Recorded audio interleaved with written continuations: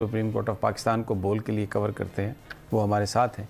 और आज जो अहम मामला जिन पर हम बात करेंगे, एक तो सारा दिन आज लाहौर में हमने देखा हाई कोर्ट में समाअत 2, 3, 4, 5 दफ़ा हुई। इमरान खान साहब के हवाले से ज़मानत मनसूख हो गई, कहीं पर उनको टाइम मिल गया और हकूमती जो अकाबरीन है वो हमें प्रेस कॉन्फ्रेंसेस के ज़रिए ये बताते हुए नज़र आए कि अदालतों का, इदारों का मजाक उड़ाया जा रहा है। अब इमरान खान साहब मंडे को पेश होंगे। इस हवाले से जो चीज़ें हुई उस पर आज आपसे बात करेंगे।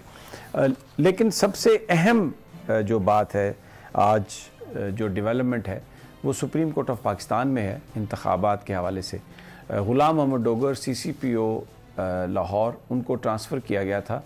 वो एक पटिशन नवंबर से चल रही थी और एक 2 member bench, justice Ejazul Ahsan साहब और जस्टिस मज़ाहिर हुसैन नकवी, वो इस केस को सुन रहे थे। तो उस केस में चीफ़ इलेक्शन कमिश्नर भी थे। उनके और अदालत के बीच जो मकालमा हुआ, उसके नतीजे में जो ऑर्डर सामने आया, पहले मैं वो ऑर्डर पढ़ के आपको बताता हूँ, फिर तैयब बलोच और फ़खर रहमान से इस पर बात करेंगे क्योंकि ये बड़ी अहम डेवलपमेंट है। उसमें उन्होंने basically chief justice of Pakistan से ये कहा है कि ये जो सूबाई असम्बली के इंतखाबात का मामला है पंजाब का, ये असम्बलियाँ डिज़ोल्व हो चुकी हैं, 90 दिनों के अंदर अंदर इलेक्शन होना है। लेकिन और अगर ये इलेक्शन नहीं होते 90 दिनों में तो ये एक फंडामेंटल राइट्स का मामला है और ये पूरा सिस्टम जो है ये उसका मामला है जिसमें सारे लोग इसमें हैं। तो इसलिए आप इसको 184(3) की जुरिस्डिक्शन को इन्वोक करते हुए इसको अज़ खुद नोटिस लें और इस पर बात करें, क्योंकि आज इलेक्शन कमिश्नर जो थे उन्होंने अदालत को मुख्तलिफ सवालात के जवाब में ये कहा कि साढ़े वालों ना ही समझो। उन्होंने कहा जी फ़ौज से मैं मांगता हूँ सिक्योरिटी तो वो नहीं देते, मैं हुकूमत से पैसे मांगता हूँ तो मुझे वो नहीं देते, अदालत से हम ROs मांगते हैं, रिटर्निंग ऑफिसर्स, तो वो कहते हैं जी हम नहीं दे सकते। तो और इलेक्शन की जो तारीख है वो भी हमने नहीं देनी, वो गवर्नर ने देनी है।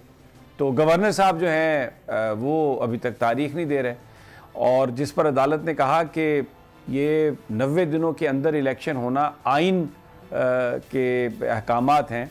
तो इस पर चीफ इलेक्शन कमिश्नर साहब ने कहा कि जनाब मरदमशुमारी कराना भी तो एक आइनी फरीज़ा है, तो ये तो नहीं हो सकता कि एक आइनी फरीज़ा हम सर अंजाम दें और दूसरे आइनी फरीज़े को भूल जाएं। इस पर अदालत ने कहा कि आप देखेंगे किस चीज़ के लिए क्या वर्डिंग है। लेकिन इस सारे मकालमे के नतीजे में जो जजेस ने चीज़ अखज़ की, जो अदालत ने अखज़ की, जिसका इस फैसले में ज़िक्र मौजूद है, पूरा फैसला है, हम आगे जाके थोड़ा थोड़ा इसको पढ़ के आपको बताएंगे भी। तो अदालत ने ये महसूस किया, जजेस ने ये महसूस किया कि 90 दिनों के अंदर इंतखाबात कराने के हवाले से इलेक्शन कमिश्नर जो हैं ये कोई ऐसा लग रहा है कि शायद ये नहीं करवा सकते या इनको कोई प्रॉब्लम्स हैं। तो उन्होंने उस वक्त भी ये कहा कि आप आइन के मुताबिक काम करें, ये अदालत बिल्कुल आपके पीछे खड़ी है, आप इलेक्शन करवाएं, हम आपकी पुष्ट पर हैं। और फिर उन्होंने ये कहा कि आप कल हमारे पास आ जाएं, ज़ाती हैसियत में आ जाएं, और ये जो आप बता रहे हैं इदारों के साथ कॉरेस्पॉन्डेंस आपने की होगी, जो इसका पूरा रिकॉर्ड लेके आएँ आप। तो उन्होंने कहा चीफ इलेक्शन कमिश्नर कि मुझे बुखार है, तो अगर इजाज़त दें तो कल मैं अगर छुट्टी दे दें। बड़ा उन्होंने, जैसे बच्चे क्लास में स्कूल में वो मांगते ना छुट्टी, कहते छुट्टी सारी, तो वो उन्होंने, अदालत ने कहा कि नहीं, आप आएँ और कल सारा रिकॉर्ड आप लेके आएँ। फिर उसके बाद ही ऑर्डर आया शाम में, इन्होंने चीफ जस्टिस को रेफ़र कर दिया मामला कि 184(3) के ज़रिए आप इसको सुने, बेंच बनाएं, बड़ा बेंच बनाएं, क्योंकि ये बुनियादी जो हकूक़ है उसके हवाले से ये मामला है। और अगर 90 दिनों के अंदर इलेक्शन नहीं होते तो ये बहुत एक आइन की खुली खिलाफ वर्जी होगी।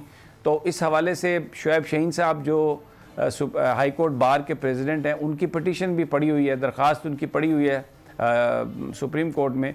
तो लगता ये है कि अब चीफ जस्टिस साहब इसका नोटिस लेंगे और इस पर बड़ा बेंच बनाएंगे।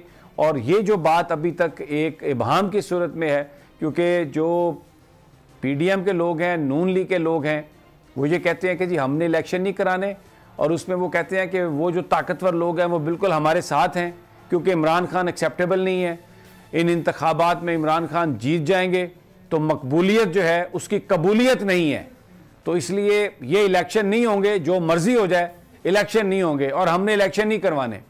तो ये बड़ा एक आम आदमी के जहन में ये बात है जिससे एक अदम इस्तेहकाम, इकोनॉमी मुतासर, IMF के आगे लेटे हुए हैं, बड़े बड़े फैसले, तो एक अजीब सी सूरत हाल है। तैयब बलोच, आप, ये मैंने सारी तफसील तो बयान कर दी है, कुछ